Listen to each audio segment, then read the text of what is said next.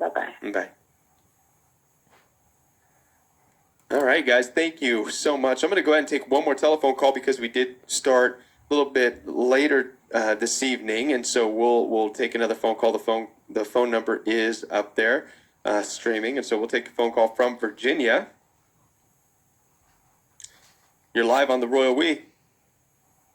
Oh my gosh, I've been trying to get through to you. This is fantastic. Hey, good. How are you doing, Kevin? I'm doing good. How about you? Well,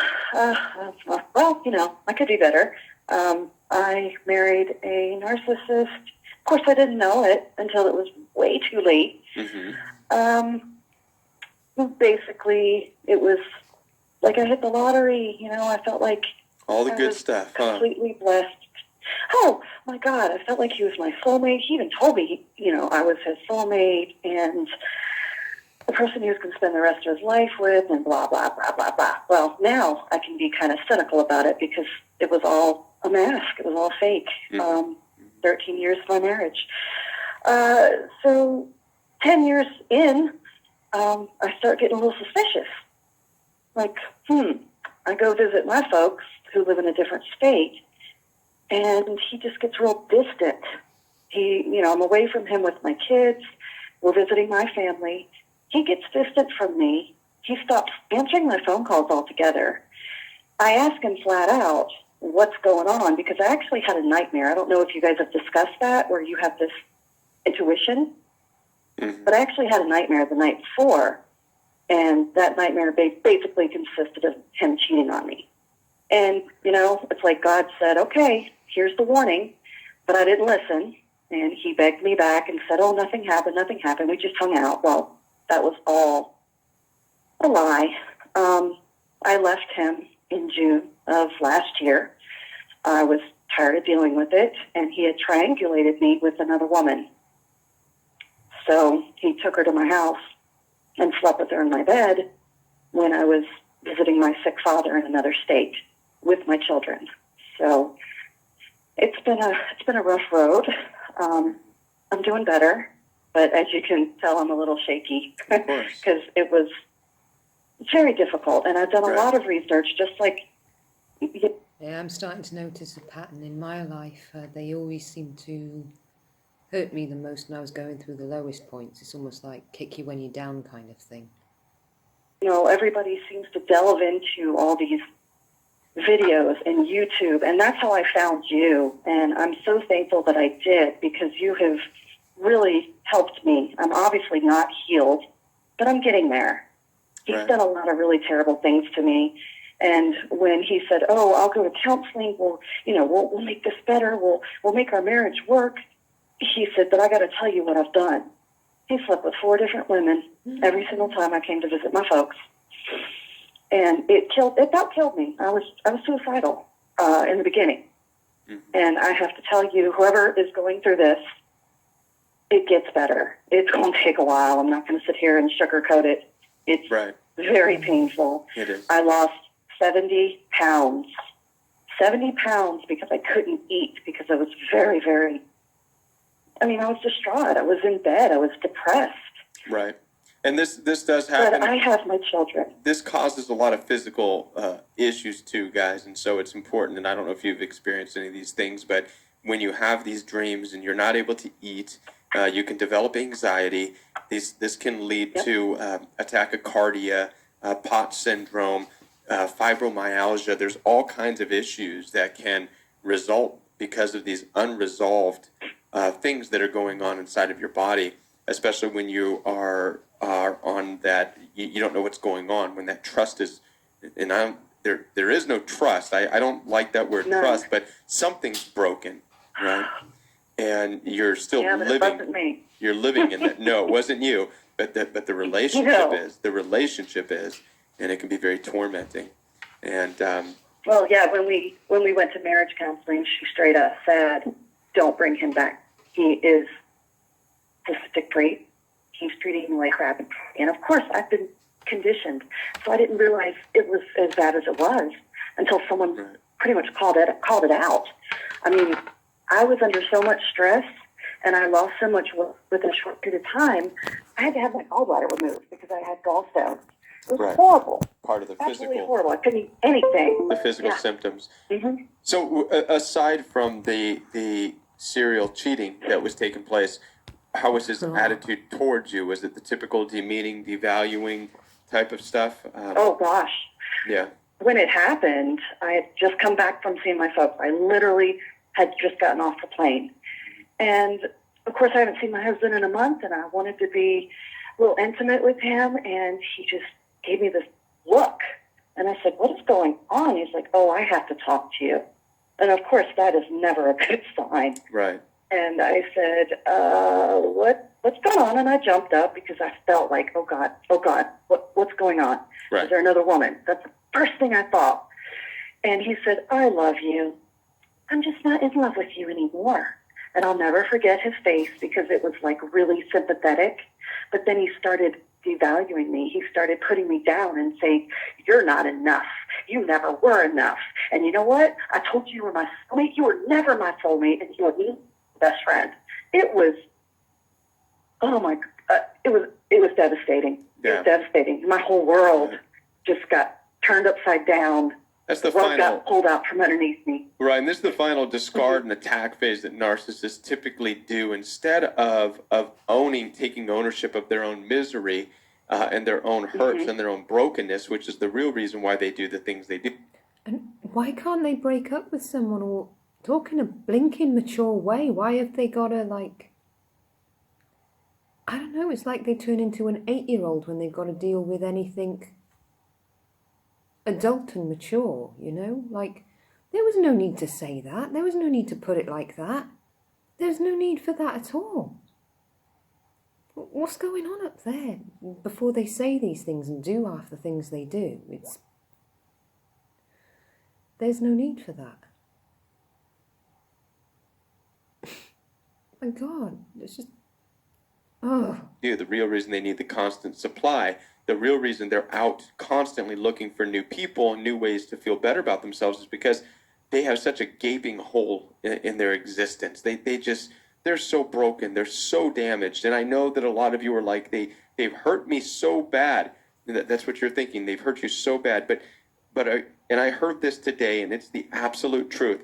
At least you're not hurting the way they are. And I know you're saying, wait a minute, Kevin, they can't be hurting. They're having a great time. No, they're not. Every waking moment of their life, if they're not getting supply, they're tormented. They're tormented by who they are. This is what drives them to look for something more. And so in that situation, he's coming at you, telling you, you're not enough. You were never enough. It's his way of saying, I refuse to look at my own brokenness. It's just that I'm not getting what I need in life. So he's going to go out and look for it elsewhere. And here's the reality. He's not going to find it. So don't worry about that new woman. It's not going to make... Yeah, basically when he's saying you're not enough, he's realised he's actually not enough for you and he's gone very insecure. So sort of pushes it all onto you. It's not going to make a bit of difference in his life. That new person's life... she got... Yeah. Yeah, she and I got in a really bad Facebook fight. It's a waste of time. She contacted me. It was gross. It was just like, wow, what is wrong with you? You know he's cheating. You know he's also sleeping with me, which at the time he was. I mean, I'm not going to sit here and lie. Yes, he's my husband. I was confused. But then I was like, wait, he's cheating on me? And wait, he's cheating on you too. What does that say about you? Exactly. I'm leaving this son of a, I'm leaving him. Yeah. He's nothing to me. And I'm out. let him become the next person's problem, right? And this is the way you really have to look at it, because a lot of times we look at it as, no, we can fight them and get them to change and make them realize that this is where they belong. No, that doesn't work like that. It's not what you don't want them to belong with you, not with how they are. You don't want that character in your life. You don't want that darkness, that deep hole, that bottomless pit that they are. You don't want that in your life. You don't, because you never know what's going to happen. You're sleeping with the devil, and you don't know what's going to happen. You really don't. And so you're better just taking that pain, experiencing the pain as a result of being involved with somebody you had no business being involved with, and allow that pain to grow you and redirect you. right? To Yeah, it was who it was you are. horrible. I still get depressed about It's going to hurt. It's going to every hurt. 2 or 3 weeks. Mm-hmm. Yeah, I do. Because I moved 3,000 miles away from him. I had to leave. I moved back in with my family. And so I'm kind of stagnant right now because I'm living with them. I'm trying to get over this. I'm trying to find a job. And I'm trying to take care of my kids all at the same time. You've got a lot going on. See, look, got a lot see, going Kevin. on. I told you, you, all these women that ring into your show, they're all Wonder Women. She's a Wonder Woman. Look at her. The Scottish have one, super grand. They're all women that are just superhuman, incredible women. Yeah. But I tell you what, I'm a lot better than I was. And like I said, whoever's going through this, the beginning stages, you feel like you just want to crawl in a corner and just never, go to sleep and never wake up. It does get better. You're going to have some really bad days. Right. I actually turned to alcohol for a little while just to kind of, and I shouldn't have, but it was like my crutch for a little while. And when I started feeling better, I stopped drinking. But for the most part, yeah, I did. I turned to drinking because everybody dabbles in cocktails, now and again. I didn't know what to do. I was so confused, and my body was like, well, "You're not feeding me. Well, you're just giving me alcohol." But I got better. I'm doing better. I'm still dealing with it, of course. Like I said, I left him in June, and it's still fresh. It's a hard road. It's still fresh. Yeah. And and even now, since the marriage isn't finalized, right? Are you still married? Oh no. The divorce is finalized? No. I divorced him, and it was Good. January 23rd when I got the paperwork. So yeah, we're done. Just this last month. Good. Yeah. Good. No, and it's still fresh, but good you got that done, because a lot of times, and good for you for taking initiative, because a lot of times people won't take that initiative. They'll say, well, why won't he just divorce me and this? And no, it's like you're waiting for permission. Don't wait for permission. Get it done. And you did that. I had to. So your strength. He started changing his cell phone number and all kinds of stuff. And I said, nope, I've got to go. Good for you. Well, I'm super proud of. I'm proud of you, and I kudos to you for being strong. You're in this place of you've taken care of what you needed to take care of, and rightfully so. You took principles, moral, value-driven principles of when a marriage bed is defiled, it's done. The marriage is done, and you acted on that, right? So good for you for not wasting any more time with evil, because that's what you were wrapped up in was evil, and it would have eroded your life. And so good for you for recognizing that, taking action. You stood up for yourself in a huge way. So a lot of times people like to say in these situations, I should have stood up more. I should have said this. No, you did everything right.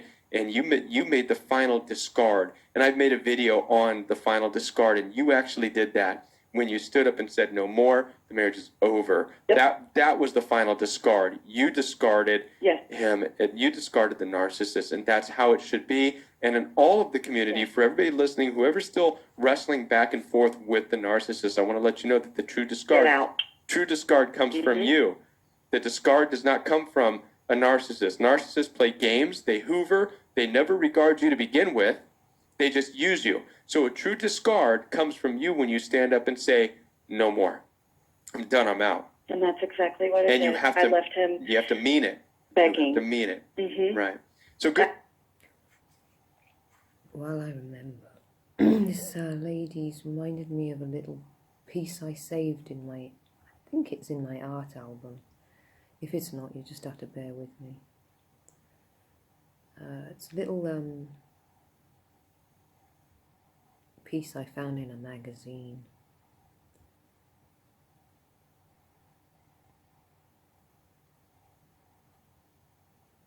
I think it's going to be in this one. Alright.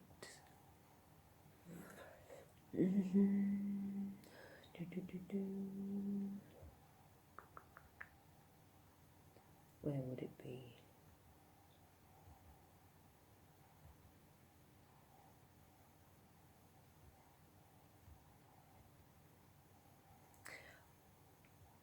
Oh,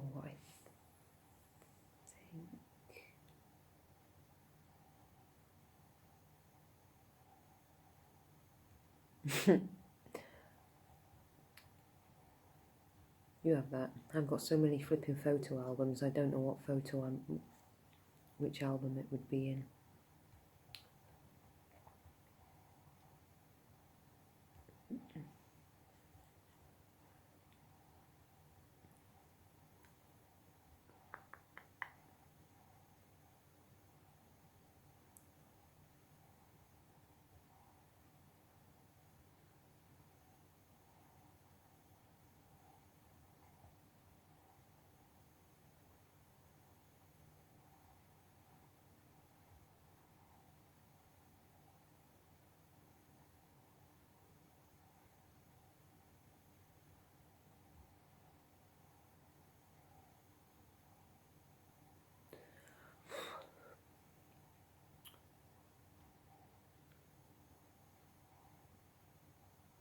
See, this is where it would be handy to have a photographic memory in this area.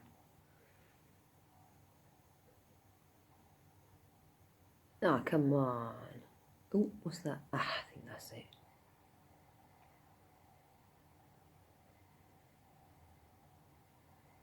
Yeah, it's a little snippet I found in a magazine. I ripped it out. It's one of those things where I was needing a bit of some advice, and I was going through a magazine and it just jumped out at me, and it was what I needed to hear that day, so I ripped it out in case anybody else ever needed to hear it. But it says, cheating is easy, try something more challenging like being faithful. And yeah, that's true. That's a very, very hard thing to do.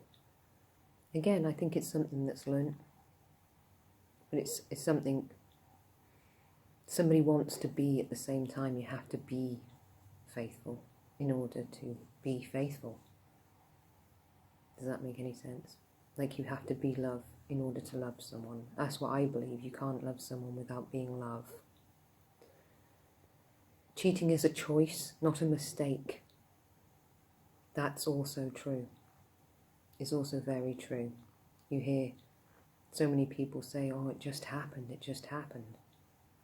It didn't just happen. There were many, many moments leading up to that happening that you could have chose not to.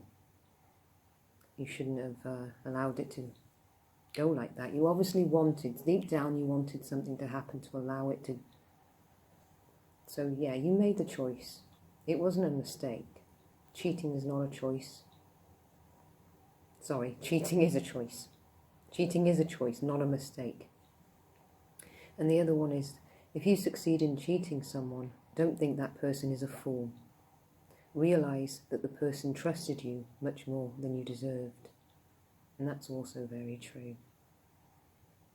And we can also apply that to ourselves, because I think everybody feels stupid. They feel like a fool. They feel they've been cheated.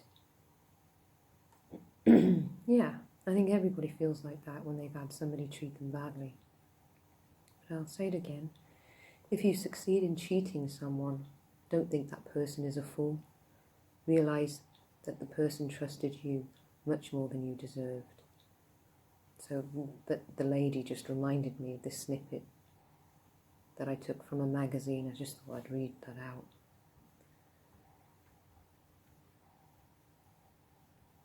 I left him begging in our garage. Sure did. As I closed the garage door, I saw him, and he was crying, and I don't know if it was crocodile tears or for real, but I left him begging in our house, in our garage, and drove all the way to a different state just to get rid of him. And he still tries to contact me. He still is trying to text me and call me, and I won't answer his calls. Yeah. I have children for his text, but I had to get rid of him. Well, thank you for calling. Thank you for sharing all that, and for it actually is encouraging. So you offered a lot of encouragement, I know, for people who are going through a similar situation. So thank you for your encouragement and for taking the time to make that phone call tonight. And since it is something that's difficult, this is why the community's here. So you're welcome to chat anytime and you ask questions. If you need prayer, there's people here who will pray for you as well.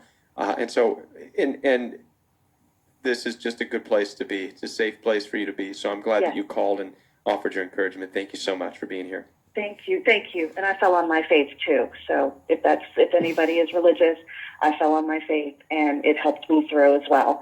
So, but thank you and God bless all of you because I know how hard it is. I'm still going through it. Yeah. So I hope everybody has a good night. Thank you so much for taking my call. Alrighty. Good night.